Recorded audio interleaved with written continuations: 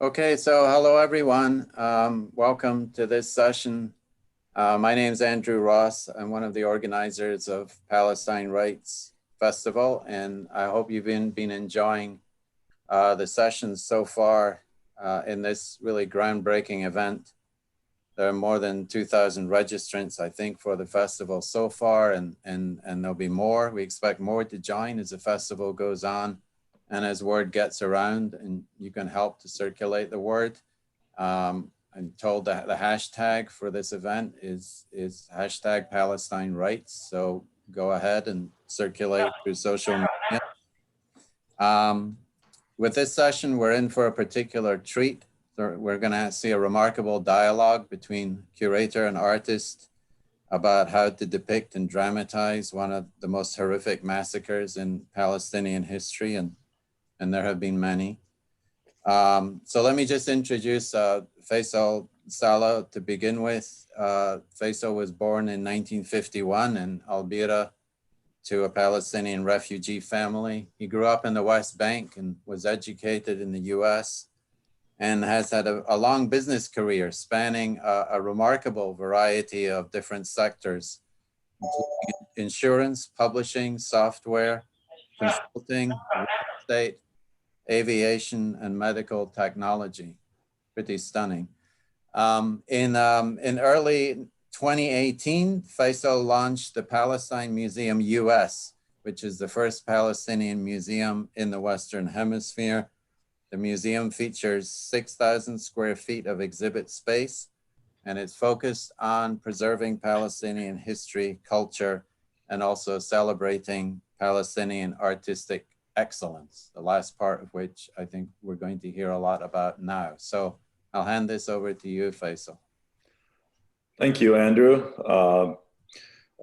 Tonight, we are very fortunate to have with us a great speaker that I would like to introduce, Samia Halaby. Samia is a Palestinian artist and scholar who lives and works in New York, born in Jerusalem in 1936 during the British Mandate. Today, she is recognized as one of the Arab world's leading contemporary painters.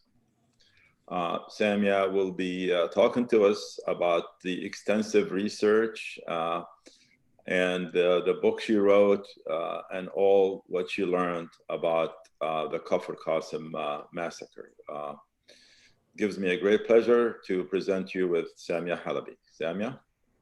Thank you, Faisal. And I'm pleased about all our collaborations. And I would like to just mention that Lara Arafi, who helps me in curating and other things, will be showing my slides for me. So when you see her name on the screen, you'll know who she is. I lived in Nakba. I lived 1948. I was 11. And I remember the details, and so doing this project for the Kufr Qassem, about the Kufr Qassem Massacre, was very much part of my very being, my remembering, and very important to me.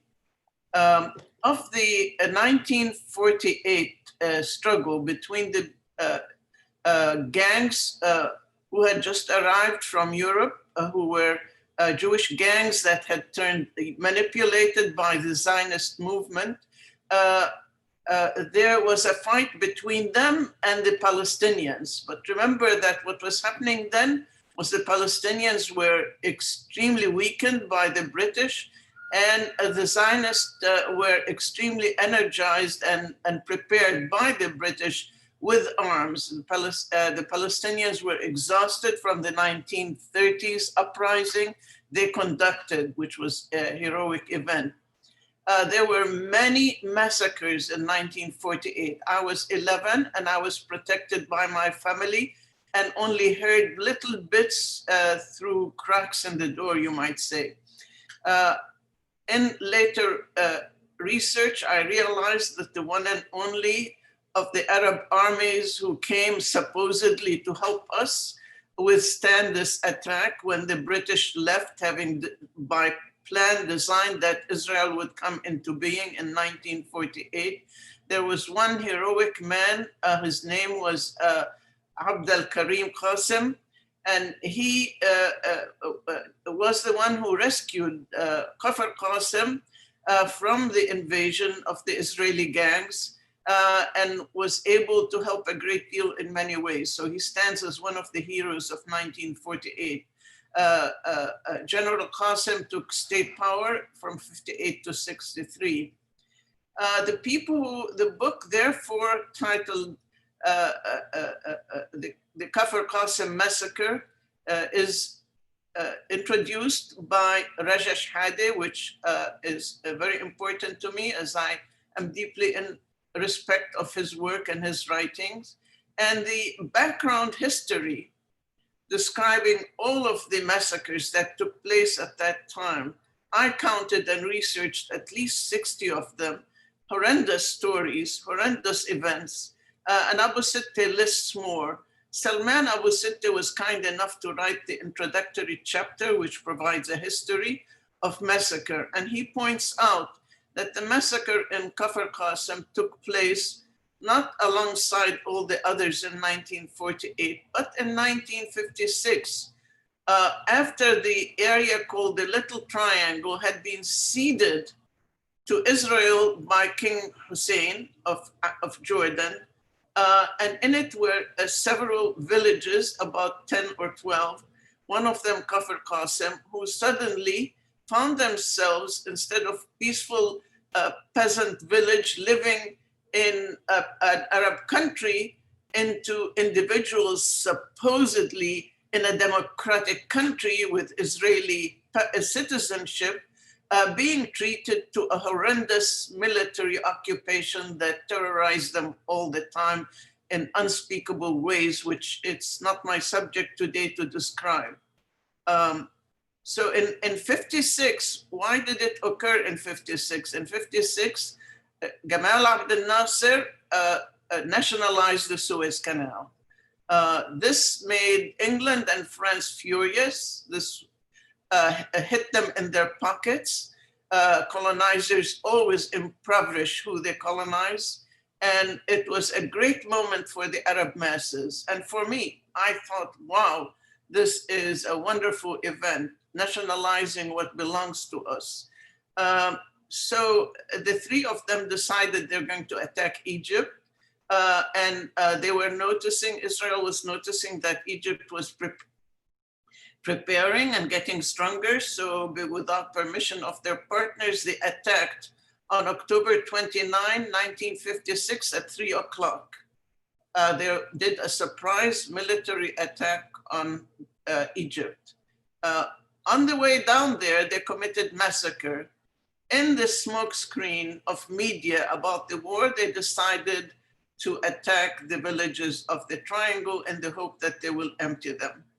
At 5 o'clock, the massacre in Kufr Qassem began. 4:30, someone from what is called the border police came and informed the village Mukhtar, the village head, that there will be a curfew. They'd been living with curfews and military police all the time.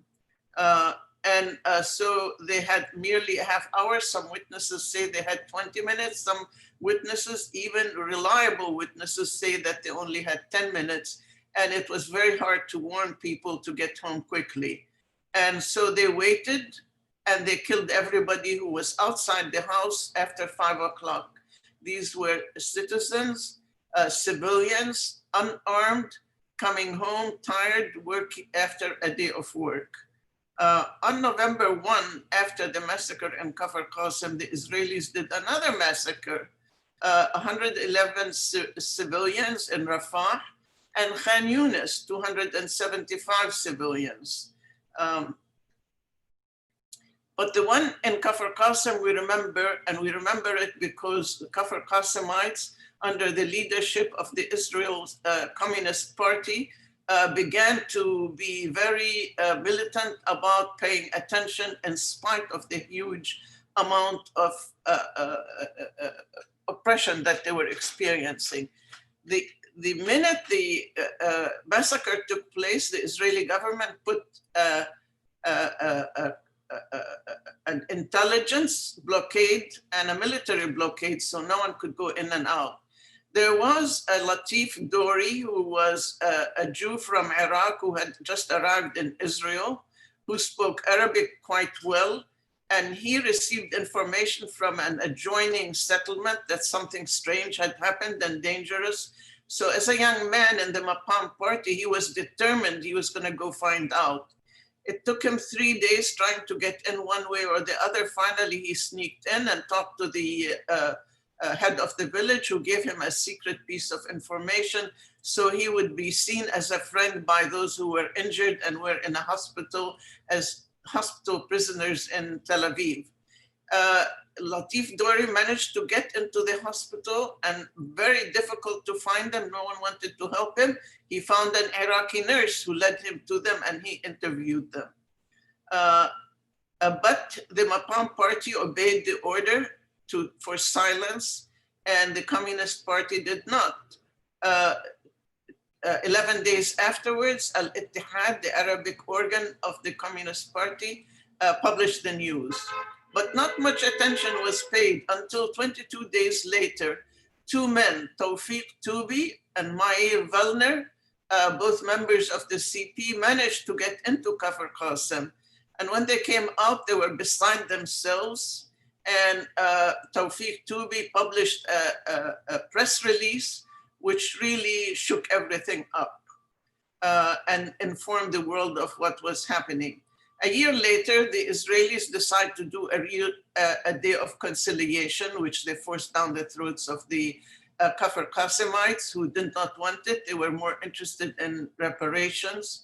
And it was so awful, I'm not going to go into it. But at the end of the day, the head of this village council summed it up saying, the martyrs were slaughtered twice, once on the day of the massacre and once on the day of the reconciliation. The first memorial march under the tutelage and guidance of the Communist Party that had declared a general strike, because at that time, a year later, a lot of children in Sandala, the village of Sandala and surroundings, were being massacred by Israeli military under the pretense of armaments accidentally exploding.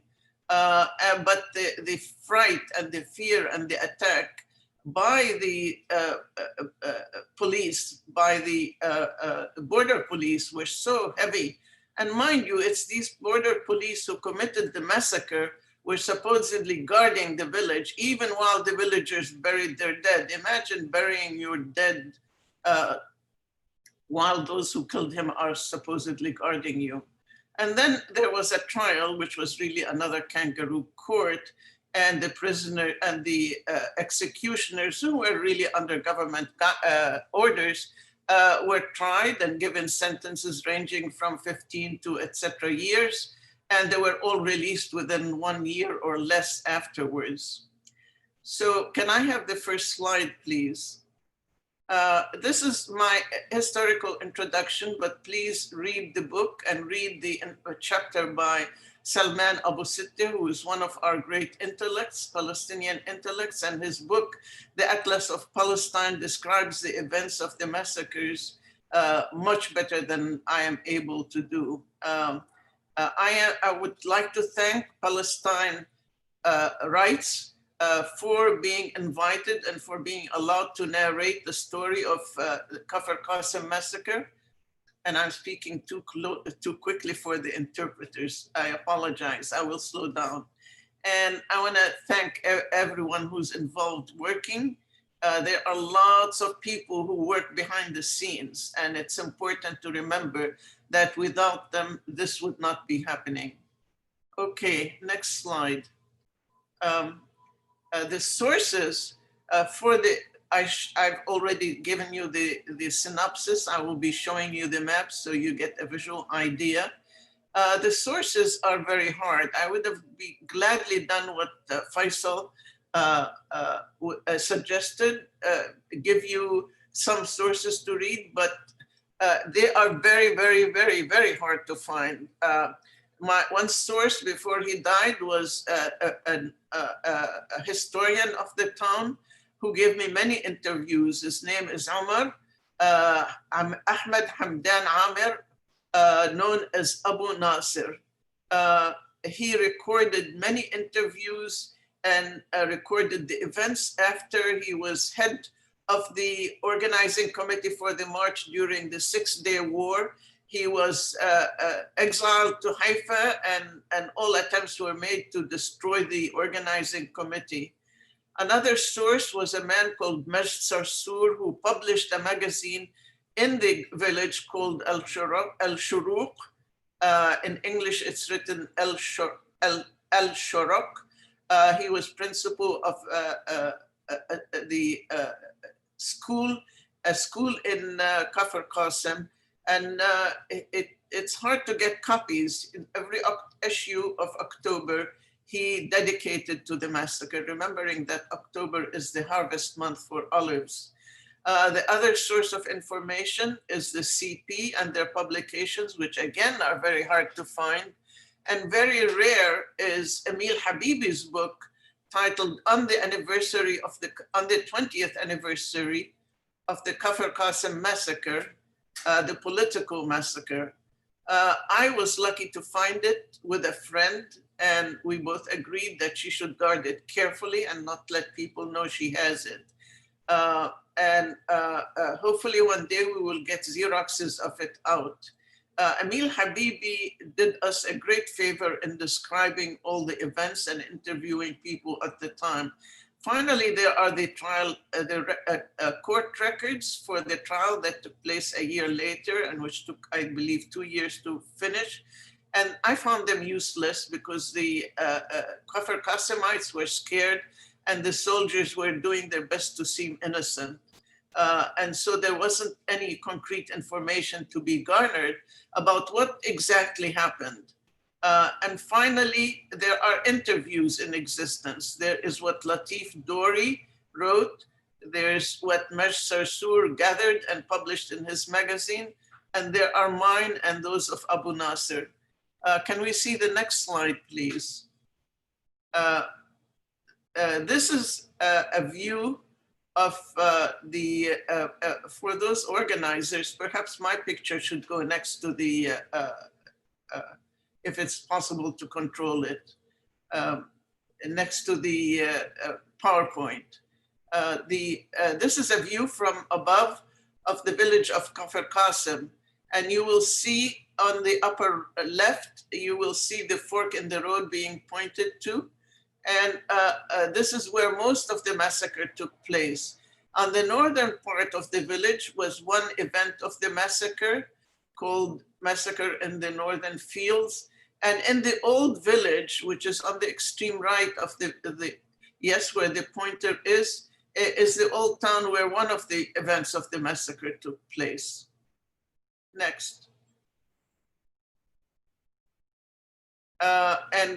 This is a close-up of the fork in the road and the school near which the massacre took place. You will see all those who were, all the events of the massacre spread on the road. And what happened is the soldiers would start as near the town as near the school. And then once they finished one event of the massacre, they would move out so those workers coming home would not see the dead. And then they'd gather them into a group and kill them and then move forward.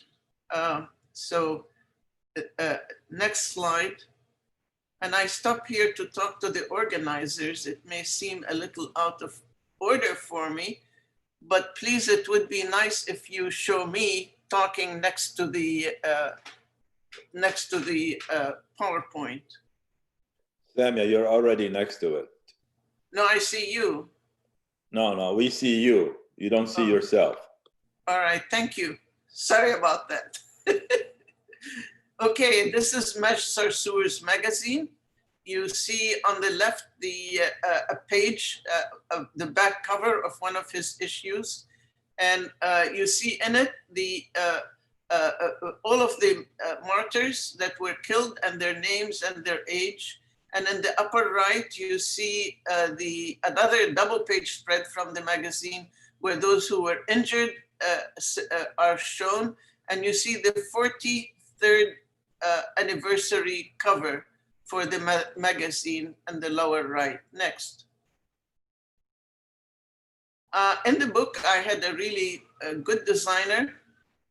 He is North European and was really moved by the story of Kufr Qassem and by their amazing heroism in continuing to remember all of this. He gave me some really good ideas. He got into the material and did a magnificent job. So the end pages for the book are made up of the martyrs, and those martyrs of whom we had no pictures are shown in as sections of the drawings that I made. Next. Okay, this is part 3 of the book. The book is in 3 parts. Part 3 of the book is all witness statements, and I find them very compelling to read. So the book is made, at least in the second part of it, for those researchers who want to know what happened. So I put primary material there. I put the interviews in English translation, and they can be found in Arabic, of the massacre that were in the Al Shuruq magazine. I put the press release of Tawfiq Tuba, and I completely reproduced the chapter in the book by Emil Habibi describing the details of the events of the massacre. It is chock full of things. And also in that part, the next slide, please, Laura, are 2 at the view pictures from the Museum of the Martyrs in Kufr Qassem, showing the handwritten witness statements that Latif Dori recorded in 1956. And okay, so now I'm going to begin showing you pictures of the drawings that I made of the massacre. And the first one I'm describing is an event of killing that took place inside the village. It was very hard for me to put in my head the entire massacre and how it happened, because I received little bits of it from here, there, and everywhere. And when I first was talking to people, I could not completely comprehend the depth of what was being said to me. And there were some contradictions that I had to resolve.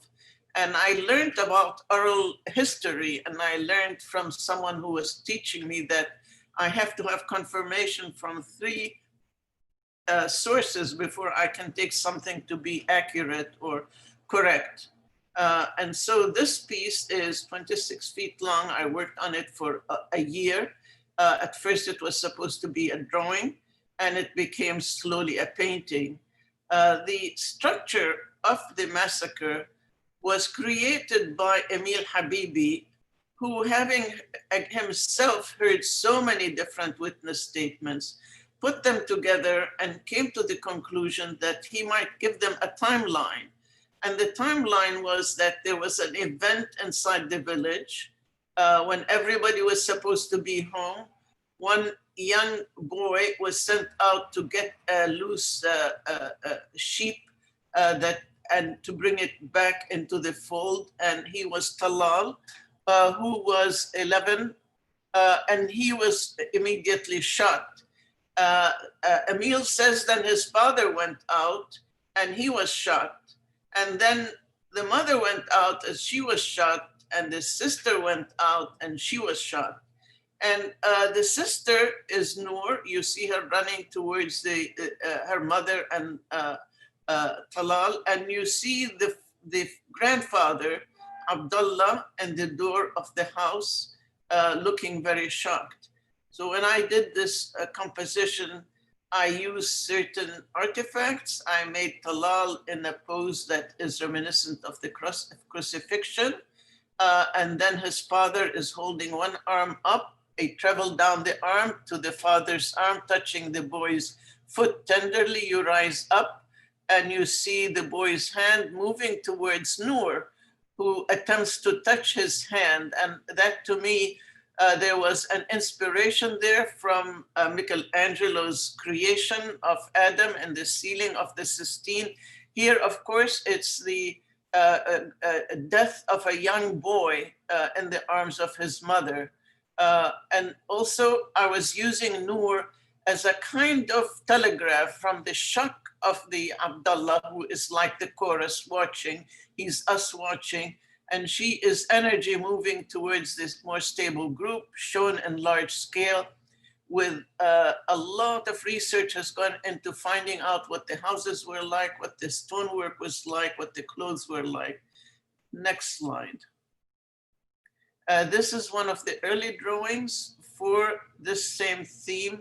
You can tell I was still deciding. You can tell it is more expressionist than accurate representation of volumes. Next. And these are studies for the old man, and also a study for the whole family group, which I used to get criticism, sought and got criticism from Kufr Qassem members, Rose Amer and Hakim Rabi and others who helped me a great deal. And Abu Nasser, who criticized and told me, for example, why am I using such fancy houses? I had a Florentine style 2-story house, so I had to redo. And below is a study for Noor, where she trying to decide how I would do Noor with her hands dashing towards the young boy and the family. Next. And this is what happened in the northern fields. 3 boys, 15, 16 or 15, I'm not sure, 15 and 9, and Sammy, whose age I don't know, are marching the herd back home after watering it. And they did not know about the curfew. So the uncle, 35-year-old Ibrahim, went out to get them, and the soldiers ran into them, and they immediately shot Ibrahim and the 2 boys, his nephews, next to him. Sammy, being in the back of the herd, managed to escape. From the description of Emil Habibi, the boys were heard by others saying, and Sammy, since he survived, heard a great deal. One of them, Abdullah, said, "Oh, my father, I am dying." Then Sammy heard one more shot, followed by silence, after which he heard the voice of Abid declaring 3 times, "I bear witness that there is no God but God." Following the frightening silence, suddenly a big dog was breathing in Sammy's face, and he was lucky the soldiers thought him dead and called the dog back. And then he heard he saw the headlights of the vehicle, the Jeep they were in, illuminating the place. They carried the dead bodies into the Jeep and sped away. Next. So one of the criticisms I received as I was making studies, why these are not college boys, they're rough people who have lived their lives in nature and among the fields and the livestock. It was hard for me, it was hard to receive such criticism, but excellent. On the left is the drawing that elicited this criticism from Abu Nasser, Allah yarhamu. And it was hard for me to decide as a city person, how tall are these sheep vis-a-vis the boy? And slowly, the more and more and more I researched, I realized they come in many different sizes. They could be just above your knees, or they could be up nearly to your waist. So on the right is an early sketch for the Jeep and Abdullah who's dying and the soldiers behind him. That was early on, before I had decided how I'm going to represent the soldiers next. Eventually, I decided it's not the soldiers' story, it's the story of the Kufr Qassemites, and I would they would not be important in the narrative or in the drawings. Then slowly, since everybody had managed to put themselves away at home, the Jeeps and all of the police, all of the border police migrated to the western entrance to the village. Now, Israel keeps all villages cordoned off except one little entrance so that they can control them and close it at will. And so it was normal that all workers coming home would come through that road. And so this was before I realized how everything was set up. Slowly, I began to look at aerial photos. I looked at Google Maps. I located the school. Of course, it's all become much more built up. So here you see the town of Kufr Qassem in the back, but actually they would be coming towards it, not leaving it. And no, wait, stay with the bicycles. These 4 quarry workers were coming home at 5 before 5. Clearly the border police were itching to start killing people. And there were 4 men, 2 of them had little children at home and 2 young ones towards the back. 2 were killed immediately, the fathers. 1 was wounded and 1 managed to escape by crawling, by waiting around somewhere hiding. And then when the later event, there were sheep, he escaped with them. The Kufr Qassem friends mentioned to me any mistakes I made and the style of the handlebars for the bicycles. I think I did my best in trying to be as historical as possible. I want to mention that I don't see these as my artwork, but as documentation. And what I am doing is paying attention to the history of Kufr Qassem, narrating what happened for Palestinian generations to hear and know and see what took place. I wanted it to be as scientific as possible. So next slide, please, Lara. And so what is going on with the arrangement of the structure is that Emil Habibi named the first 2 events as the northern fields and the inside the village, but then he numbered them. So we're now on the 3rd. I'm skipping the 2nd just for time's sake. The 3rd event of killing was a boy, Fathi, who was 12, and his father, Uthman, and they were leading a large herd of black sheep. Arriving at the point of the killing was a truck full of Palestinian workers, and there was an argument among the border police, and the truck got delayed and ordered to sit on the side. It was 2 people in the truck who gave me direct witness statements as to what happened. Fathi was shot by 3 soldiers, 2 of them holding automatic weapons. He immediately crumpled and fell to the ground dead. I tried at that point to figure out, how does a boy crumple down? How does anyone die, when they're first shot? What happens? I did not want to present dead bodies on street corners. I did a lot of research to find any footage I can of someone being shot. I couldn't. All I could find, numerous figures being shot in fiction, in movies, in recreations, attempted recreations, and none of them were useful, of course.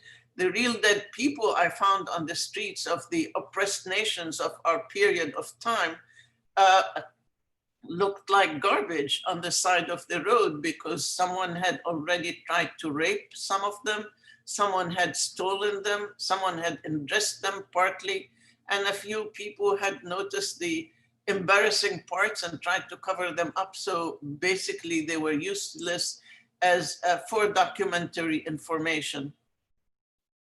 I first showed this to my friends in Kufr Qassem, to Rose and Hakim, and they wrote back, why is the boy kneeling to them? Because my first sketch was the boy falling face down.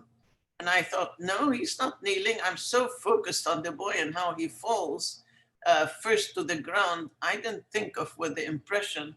I took eventually a heavy eraser and sandpaper and removed the boy and redid the drawing, even though it was sprayed already. Next slide. And you can see my sketch of the first sketch study of the boy falling on his face, and then 2 more studies of the boy who is Fathi, falling backwards. I think eventually it's the one on top that I used. Next.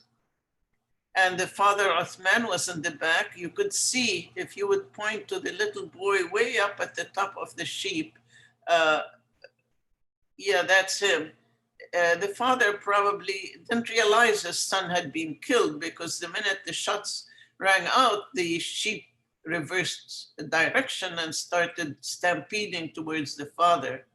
Eventually, of course, as sheep are wont to, they found their way home, where the grandfather saw them and dared to hope that his sons were alive. And he dared to go out and call to some soldiers in the streets and ask, and they told him, they lied. They said, oh, your sons will come tomorrow, they're in the school. But they shot Uthman dead the minute the sheep cleared. Next is this fourth wave of killing. The fourth wave was the truck that you saw, and there was argument about what to do with it and where to take it, between who knows between who and who, because I couldn't get a clear answer. But Saleh Amir, who had the use of one eye only, was decided, he was walking on the side of the road, and he decided to jump into the truck for safety. But the Israelis saw him immediately. I showed their automatic weapons. The Bren is a two-legged machine that was used in the Second World War for soldiers who would stand behind a hedge, a barricade, and they would put it on the barricade to aim with it. And on the right is the Uzi, another semi-automatic machine, and they killed him and he fell. And I presented him at the moment he was falling. The Hatta Wargali is falling from his head. And as it began to look like a halo, I didn't object, I let it be a halo. And up above, you see his right arm is facing up. We can imagine his arms were pulled from the grasp of the truck by the pain of the shots. But as I said, I didn't want blood and gore and bullet holes. So I put his hand facing up in the gesture of Muslim prayer. Next. So as the truck was leaving and as they killed Saleh Amir, what's his name? Yaqub, I forgot, I'm sorry, forgive me. Anyway, old man Abu Musa. Musa, thank you. Old man Abu Musa is what everyone called him. Runs out of his house, daring his life, putting his life in danger in order to ask about his two sons. He goes in the drawing. He's not directly in front of the Jeep, but basically he is in real life. And he asks, where are my sons? Where are my two sons? And they tell him they're okay in the schoolhouse, but they don't shoot him because they heard discussing that, why should we waste our few bullets on him? So this gave the truck a chance to escape. He starts driving at very high speed. In court, the soldiers said, oh, we escorted them without harming them. But they were so frightened that they described the truck going all over the place. It was a gravel road, off the road, on the road. There were deep pits on each side of the road for water flow. And somebody said, oh, we were going over dead bodies, but that's not true. And they got into the village and they all ran into a house and they were so terrified. They found 200 sacks of flour. They barricaded the door and all the windows with the sacks of flour. And they stayed barricaded in throughout the two days, 48 hours of a curfew where no one was allowed out of the house. An hour after they barricaded themselves, they realized they'd left the truck running, the motor running, and the lights on, so someone sneaked out. So does that bespeak somebody being guided safely to their homes? No, I think it bespeaks people who were so terrified and had seen all the killing in front of their eyes and on the road as they drove inwards. Next slide. And the sixth wave was horrendous. It was 13 young men who had arrived, who were accumulated slowly, and they were coming from work on bicycles.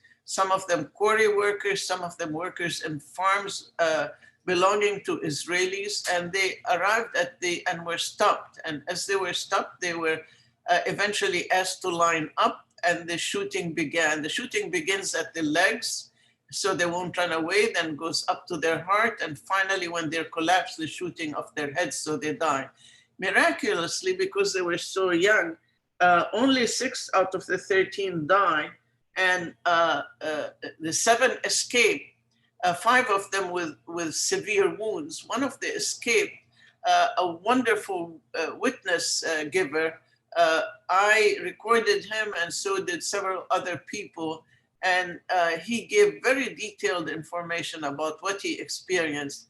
And since he pretended to be dead and was piled on with the piles of dead bodies, he had to be quiet and spend the night among his mates and friends who were dead on top of him and all around him. Eventually morning comes and he manages to crawl out and into home.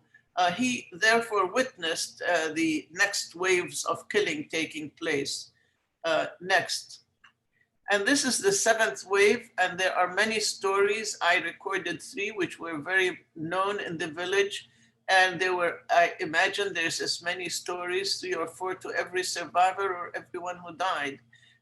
There is Jamal and his brother Abdul Rahim, an 11-year-old who was sent to get his brother. He dies in the massacre, and the brother barely survives, and gave me an incredible interview.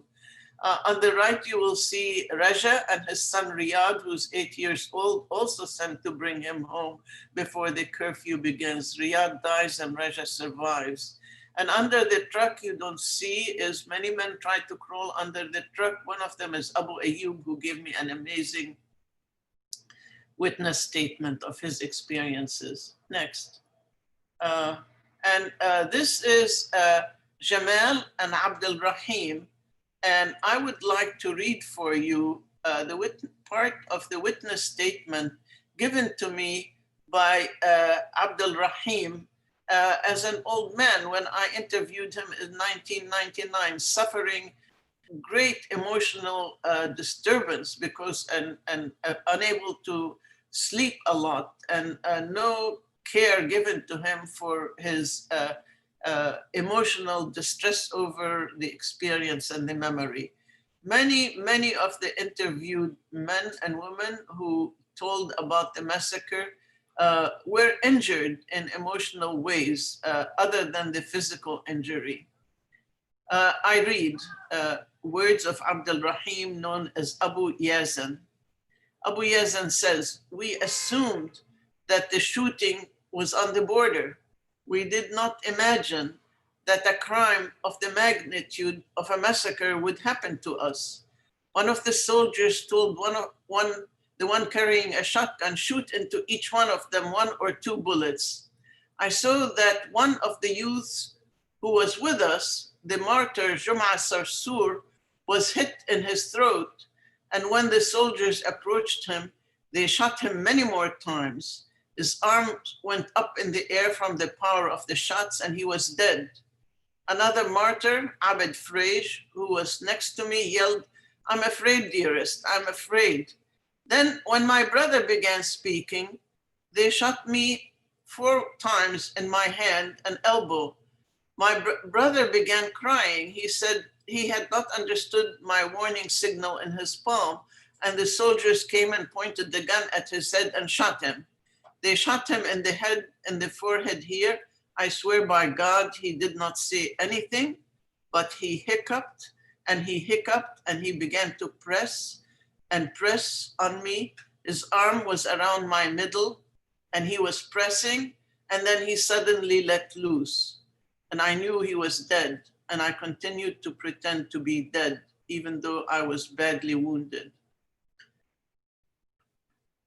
Next, I see I'm a little behind and I should rush a little bit because our time might be up. This is Abu Ayyub and Abu Farid next to him, who returns to this scene and eventually gets killed again. And this is the 9th wave. Next, please. 9th wave of killing, where the woman Emil Habibi described them as having a dance of death, having hugged each other and started to rotate. And the men kept shooting and shooting at them. There were two men in the cab of the car, and two boys in the back of the truck with the woman, and they were, you see them dead on the right in this. In this piece, I called it Implosion, and I took note, next please. I took note, this is Safar Sarsour, who saw her older boy dead on the road as she approaches. She sees her second boy killed in front of her eyes with the men. Then she is killed with the woman. Next. And these are the women who were lined up to be killed by the soldiers. Here I put them as I study them to consider them. Next slide. And after all, I would like people to, let's go to the previous slide, please. In this slide, I would like to, sorry for a minute, to read for you my last statement in the book and my question to consider: how does it measure Western civilization when soldiers of the Israeli border police line up defenseless women, tired, pregnant, returning home after work, and kill them with cold deliberation? Next slide. Okay, I would like to leave this slide on for people to read it and for the interpreters to read to people.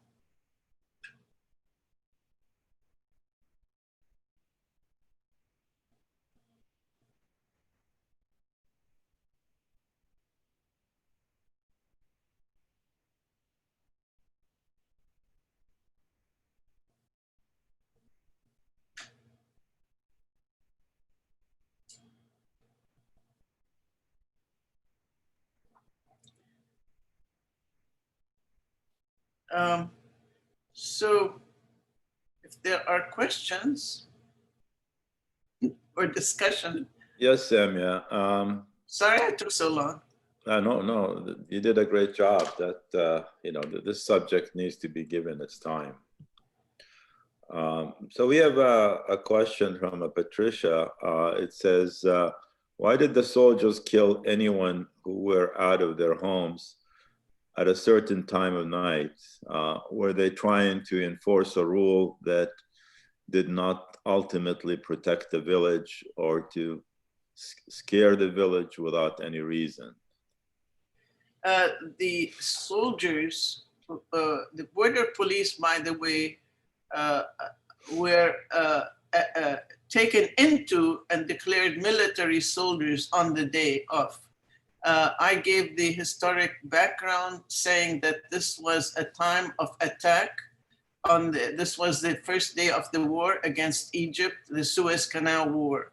A few days after Israel starts the war, the British and the French decide to attack as well. Those who committed the massacre were instructed by their superiors that they were to guard the villages, and that it would be appropriate if at least a few people, maybe 10, died in each village, so that they would keep the quiet while the war was taking place. The threat came as a law for the day, and to be imprisoned in their house in a curfew was a practice the Israelis use all the time. They used it against the Palestinians, and inside Palestine 48, they use it still. They use it still in the West Bank. And you stay home and come hell or high water. You're hungry, you need things, it doesn't matter. You go out of your house, you get shot dead. So they were shooting them because they had a green light to go ahead and kill people. And what they were told, that anyone outside their home after 5 o'clock should be shot. So they did shoot him, but it doesn't mean that every Israeli border police and soldier obeyed that order. those supposedly in charge of Kufr Qassem were extremely anxious to do so. And they started the killing of anybody coming home who didn't even know about the massacre, about the curfew order. And besides which, you know, as I said at the beginning, this was 1956. They were supposed to be Israeli citizens in a democratic state, but a curfew was imposed, and they were used to the curfews and used to the oppressive treatment they were receiving. Does that answer the question? I hope. If not, please ask it again. Samia, I understand what you said, and I do have a lot of experience with curfews, having grown up in the West Bank. And usually the biggest problem with the curfew is getting the word out to the people who are subjected to the curfew before the curfew goes in effect. And usually the authorities that put these curfews on, they don't care about the people at all. In the first place, they wouldn't have had the curfew if they did. So they're always anxious to arrest them or shoot them or kill them. And that happened almost consistently every time a curfew was announced. We have a couple more questions. Let's see here. Thank you, Samia, for a great book and representation. In the introduction to the book, you mentioned that follow the scientific approach in your drawings. What aspects of science was important for you to engage with, and why? I first told myself that I did not want to draw piles of dead bodies on the street. I wanted to respect the martyrs. I wanted to respect their families who live with what happened. And believe me, this influences the town more deeply than I can possibly imagine. If I'd lived there all my life, I wouldn't, you know, for 2 years, every day of my life, I would not fathom the depth of pain that is still with the Kufr Qassemites. I was scientific in the attitude. I had to decide how I present them. I wanted to present them looking at you as you're seeing their faces, so you would see their human individuals. I put the name of every person under them in Arabic and in English, so you would meet them and know them. Using the photos of the passport photos, every drawing that I had a passport photo, the drawing facially was a likeness of the person. So I was drawing actual people. I don't know of anyone who does drawings like that except court reporters before photography was allowed in court. I kept thinking of that, and I kept thinking, who in art history is a precedent? And my nephew, John Gordon, was telling me, look, Samia, you know, why don't you use the methods of Jose Rivera and Cubism to do this? But I wanted the story told exactly as it happened, as though I were a camera there, because there are no photographs of the massacre. I slowly found out that that's nigh impossible. So I was scientific in figuring out what the fence looked like. So you see stone fences, 3-4 layers of stones, and then 3-4 barbed wires above them. I had to investigate what, you know, I found no pictures of Kufr Qassem of the period. I had to ask people, and it was hard to ask people telling me about really emotionally difficult events. What did the fence behind you look like? You know, I could not do that, that they would freak out. I asked Abu Ayyub, you know, Abu Ayyub, what did you see when everybody was shot? It took him a few minutes, and then he said, everybody was writhing in the dust and the blood. And everybody looked red to me. I said, what did you hear? Again, he was a bit taken aback, sorry. And he said, I heard sounds and words I never thought existed in this world. So I tried my best to see what those witnesses saw and to record it. And in that way, I was being honest. There were times when I wanted to explain the story, and so arranged people according to it being told very clearly, so you would see them.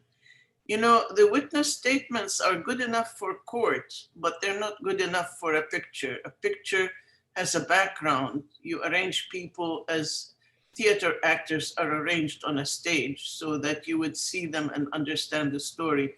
So for me, the state of the art for telling these stories was Renaissance drawing. Samia, just a quick note here. I noticed in the chat, somebody mentioned that the book is available on Amazon. I would like to suggest that the Palestine Writes Festival bookstore is carrying the book, and you go into the lobby and click on the bookstore, and you could probably order it from there if you're interested. One final question here.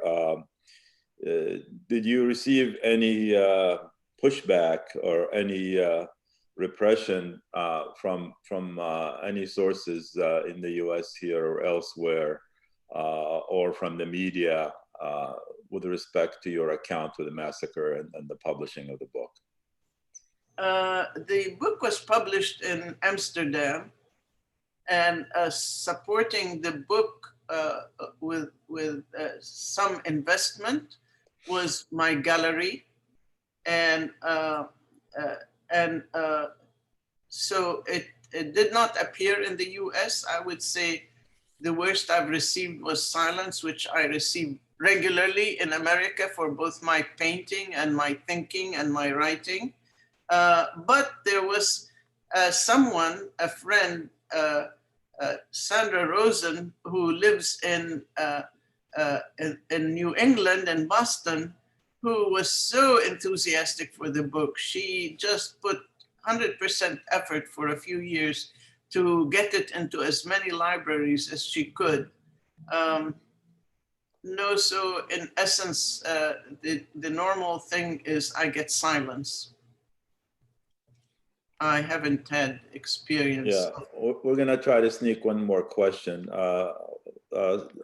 George asked, did the border police speak Arabic? As anybody who lived under the Israeli occupation recognizes that a lot of the border police people were Arab Jews, or they were like from the Druze, and like in the Ramallah area in the West Bank, a lot of the border police were from the Druze, and they spoke Arabic, of course. And do you think those people who did the shooting, did they speak Arabic, and did they really know?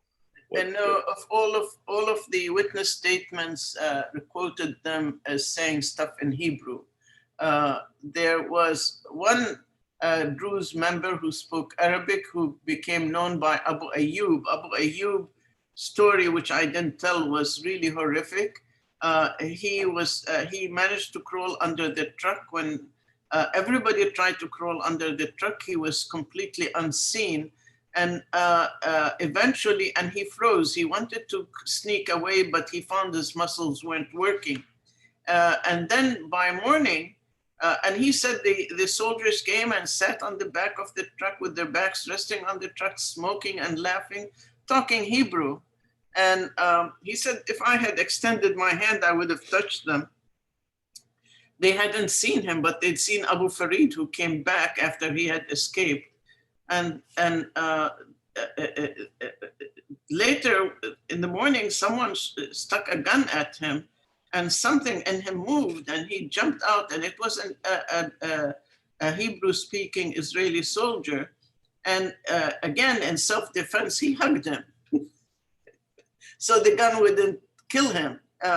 And so he locked on the man, and again, the poor guy was unable to make his muscles work.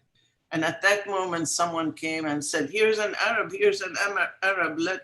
let the Jewish soldier go and hug the Arab soldier.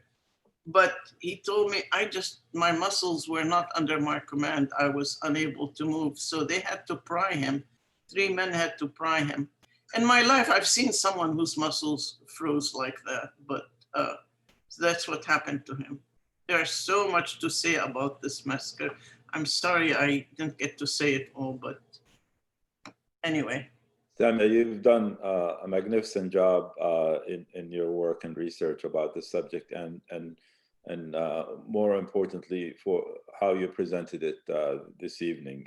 We've received a lot of comments and accolades about your presentation. You should be very proud of what you've done here. And on behalf of Palestine Writes, and I'm a member of the organizing committee, by the way, we'd like to thank you so much for taking the time to be with us this evening and to share this horrific event with us. Faisal, can I interrupt you? I see someone saying I don't see it in the Palestine Writes bookstore. So, by the way, you can find it at Palestine Books in the US, and you can find it at Palestine Museum US. I wish everybody would pick it up and read it, because especially young Palestinians, because it's your history. Sorry for the interruption. No, thank you, Samia.